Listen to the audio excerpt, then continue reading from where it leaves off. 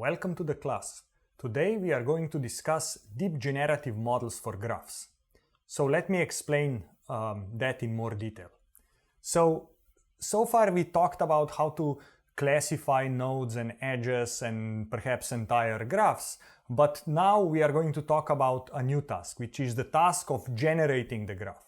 The idea is that we want to have a generative model that is going to generate a synthetic graph that will be similar to the real-world graph. An application of this type of graph generation happens in many different places. You can imagine that you can represent molecules as graphs of bonds between the atoms, and then in this case you want to generate novel molecular structures based on this generative model. Or for example, in material design, you may want to generate optimal material structures, and this is what you can do. In social network modeling, you may want to generate synthetic social networks so that you can then use them for various kinds of downstream tasks. And even in some other applications, for example, if you think about generating realistic road layouts, if you want to think about generating realistic layouts of cities, all these types of things you can model as a graph generation process. And even, for example, some combinatorial problems like the satisfiability problem, the Boolean satisfiability problem, you can generate artificial instances of that problem by representing the satisfiability instance as a graph and then learning how to generate those graphs. So in all of these cases, basically the goal is that we want to learn how to generate a graph that is somehow similar to the underlying real-world graph. And the field of graph generation has a rich tradition. And the way this started, it started with the study of properties of complex networks, like real-world networks, and identifying what are the fundamental properties that these real-world networks have, like power law or scale-free degree distributions, and also like the small world property, and so on and so forth. Based on these fundamental properties of complex networks, then there have been a lot of development of generative models for graphs, which generally kind of fell into two camps. One camp was very mechanistic generative models, like the preferential attachment model, that basically allowed us to explain how could certain properties, like the scale-free property of networks, arise from this microscopic preferential attachment type model. Another set of models for generating graphs came mostly from the statistics and the social networking literature, where basically the idea was that there is maybe that there might be some latent social groups, and based on those latent social groups, edges of the social network get created. And then the question is, how can you take that model, fit it to the data, and perhaps discover the groups? However, today and in this lecture, we are going to use deep learning and representation learning to learn how to generate graphs. So in contrast to prior work, in some sense, that either assumed some mechanistic generative process or assumed some statistical model that was motivated by the, let's say, social science, here we want to be kind of agnostic in this respect, and the goal will be that can we basically, given a graph or given a couple of graphs, can we learn how to what the properties of those graphs are, and how can we generate more instances of those types of graphs. So we'll be kind of completely general, we'll just learn from data in this kind of representation learning framework.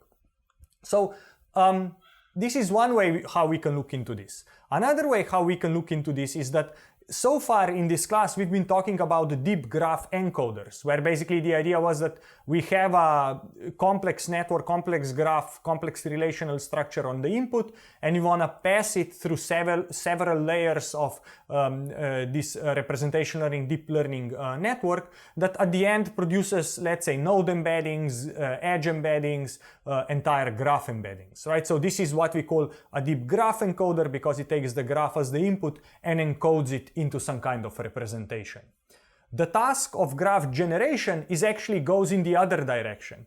It wants to start on the right hand side and then through a series of complex nonlinear transforms wants to output the entire graph. Right, so our input perhaps will be a little small noise parameter or something like that, and we'll want to kind of expand that until we have the entire graph on the output. So we will be kind of decoding rather than encoding, right? We'll take a small piece of information and expand it into the entire graph rather than taking a complex structure and compress it into its representation. So we are talking about deep graph decoders because on the output we want to generate an entire network. So in order for us to do that, I want to first tell you about kind of how are we going to set up the problem in terms of its setup, in terms of its kind of mathematical statistical foundation, and then I'm going to talk about what methods allow us to achieve the goal of graph generation in using representation learning. So let's talk about graph generation. Generally, we have two tasks we will talk about in this lecture. First is what we will call realistic graph generation, where we want to generate graphs that are similar to a given set of graphs. And I'm going to define this much more rigorously in a second. And then the second task I'm also going to talk about is what we call goal-directed graph generation, where basically we want to generate a graph that optimizes a given constraint or a given objective. So if you are generating a molecule, you could say, I want to generate molecules that have a given property. Maybe the property is solubility. Maybe property is that these molecules are non-toxic. And you say, I want to generate molecules that are non-toxic. So how do I generate the most non-toxic molecule? Or how do I generate the molecule that is most soluble and still looks like drugs? Imagine another case I was giving example before. If I want to generate a realistic road network of a city, that is a graph generation problem. I could say I want to generate the optimal road network of a city, right? Whatever the optimality constraint is, that is kind of we assume it is given to us, right? So that's what we mean by goal-directed graph generation, where you want to generate a graph with a given goal that optimizes a given black box objective function. So that's the two parts of the lecture today. But first, let's talk about how do we set up this graph generation task as a machine learning task. So we are going to proceed in the following way. We are going to assume that graphs are sampled from this P data distribution. So basically nature is sampling from P data and is giving us graphs. Our goal will be to learn a distribution P model and then be able to learn how to sample from this P model. So basically, given the input data, we are going to to learn a probability distribution P model over the graphs, and then we are going to sample new graphs from that probability distribution. And our goal somehow will be that we want this P model distribution to be as close as possible to this unknown P data distribution that we don't have access to, that only nature has access to, right? The dataset creator has access to this P data. We want to approximate P data with P model. And then as we have approximated P data with P model, we want to draw additional instances, we want to generate additional graphs, we want to generate additional samples from the P model, and those will be the graphs we will want to generate. So if we want to do this, then this is an instance of what we call generative models, right? We assume we want to learn a generative model for graphs from a set of input graphs, let's call them Xi. Here, as I said before, P data is the data distribution which is not known to us and we don't have access to it. All we have access to it are samples X that are sampled from this unknown P data. We also will have another family of probability distributions, let's call them P model, that are defined by theta. Theta are parameters of our model, and we will want to use this P model distribution to approximate P data. And then what will be our goal? We have two-step goal. First goal is to find parameters theta so that P model closely approximates P data, and this is called a density estimation task. And then we also want to be able to sample from P model. Basically means we want to be able to generate new graphs from this now P model distribution to which we have access to, right? We want to generate new samples, new graphs from it. So let me give you more details, right? Our goal is to make P model be as close to P data as possible. And the key principle we are going to use here is the principle of maximum likelihood estimation, which is a fundamental approach to modeling distributions. Basically, the way you can think of it is the following. We want to find parameters theta star of our P model distribution such that the log likelihood of the data points x of the graphs x that are sampled from this P data distribution, their log likelihood under our model, under P model that is basically defined or parameterized by theta, is as large as possible, right? So our goal is to find parameters theta star such that the observed data points x, so basically the observed graphs, has the highest log likelihood among all possible choices of theta. Right, and of course here the important thing will be that P model needs to be flexible enough that it's able to model P data, and then the question is how do we search over all the instances of a probability distributions captured by this P model, so actually kind of captured by this parameter theta, so that the likelihood of the data that we observe is as high as possible. Right? In other words, the goal is to find the model that is most likely to have generated the observed data x. Right? Find the P model that is most likely to have generated the observed data x. Now, this is the first part, which is the density estimation. The second part is also important because once we have the density, that's not enough. We need to be able to draw samples from it, right? We want to create samples from this complex distribution.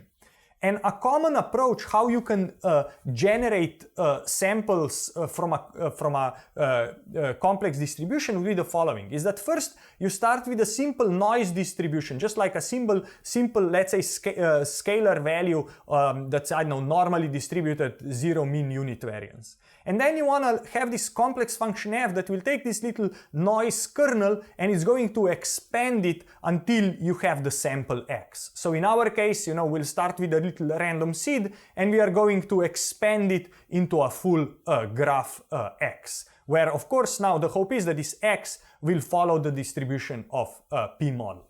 So in our case, how do we design this function f? We are going to use deep neural networks and train them so that they can start with a little kernel and generate me the graph. So that's how we are going to do this. So now in terms of deep generative models, our model will be an instance of an autoregressive model, where this P model will be used both for density estimation and sampling, right? Because we have these two goals, right? Not in general, you don't have to use the same neural network to both do the density estimation and to do the sampling. And there are other approaches that you could choose to do here, like variational autoencoders or generative adversarial networks and so on. But in our case, we are going to use autoregressive model. And the idea is that we are going to model this complex distribution as a product of simpler distributions.